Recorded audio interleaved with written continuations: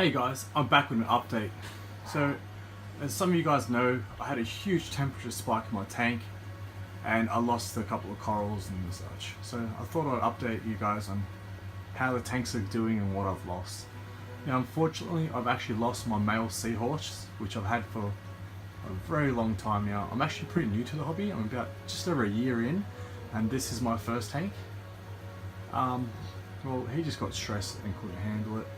Also, I lost a green lever that was right here, which sucks because he was really big. Everything else in the tank has made it though and doing very well. All my shrooms all fine, everything.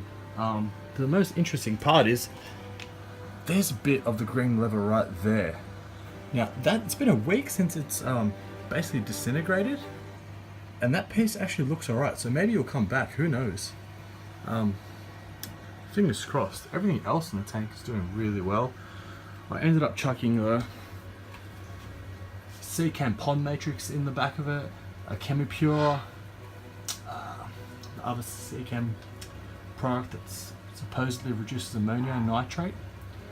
Forgot what it was. I've also chucked filter floss on the top. This tank's actually doing amazing. Like, absolutely no algae growth whatsoever anymore.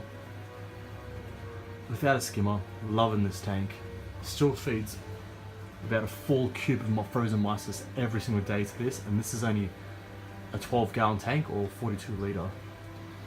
Now onto the other main tank. Now this tank is nearly a year old now, and basically the only thing that I've noticed in this tank is this SPS, this encrusting SPS back here.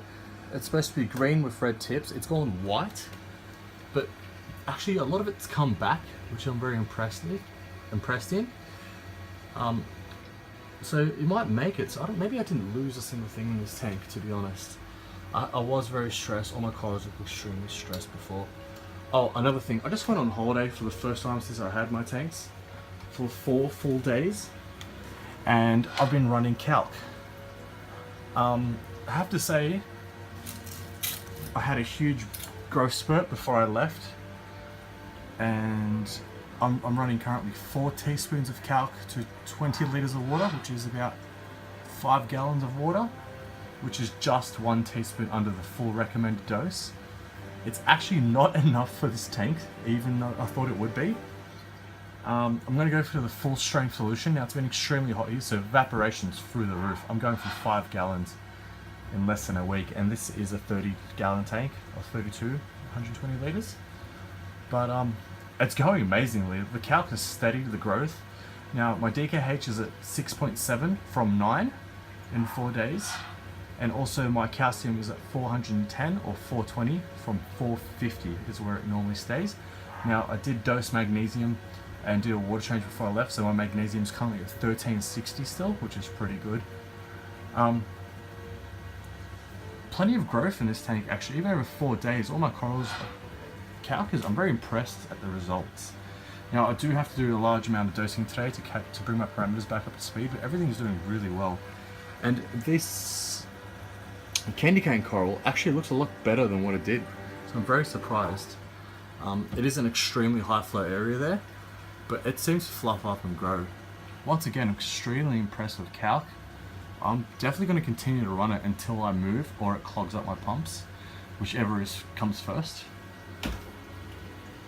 Both tanks looking extremely well. Once again, turn the flash on if I can. This is my sump. This area doesn't really get mentioned too much. So right now I've got just the Aqua 1 skimmer that came with the tank, which is actually, sorry guys, actually very horrible. Just changed the filter sock. Basically a day before I do a water change, I will stir up the sand bed, blow off the rocks, etc. Rip anything out, replace corals, clean the glass, let the filter sock fill up with crud, and then change it out the next day with the water change.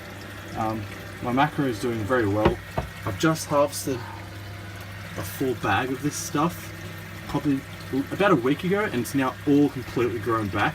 This UFO grow light was like 50 bucks from eBay, and it is amazing.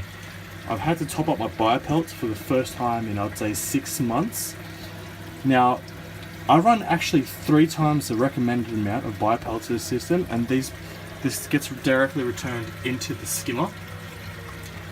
I find that now I've stopped using no-pox, only running this with the refugium and the rock, and I've got 10 cubes of marine pure in there.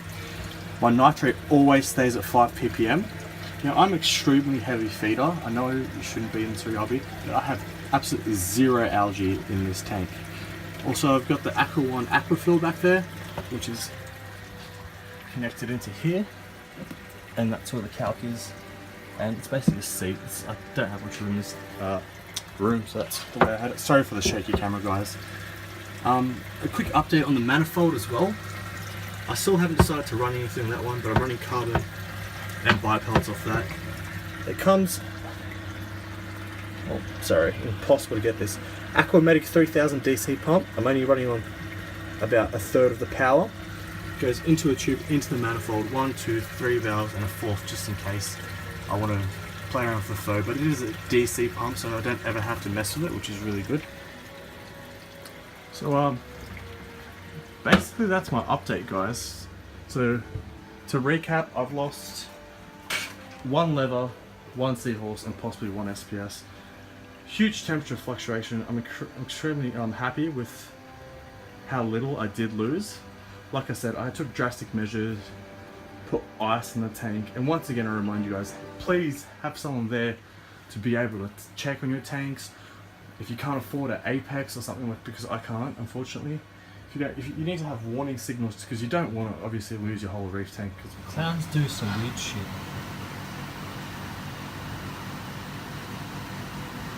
Why are you hosting on Torch, man? Well, thanks guys for watching. And sorry it took me so long for the update. I'll keep you guys posted.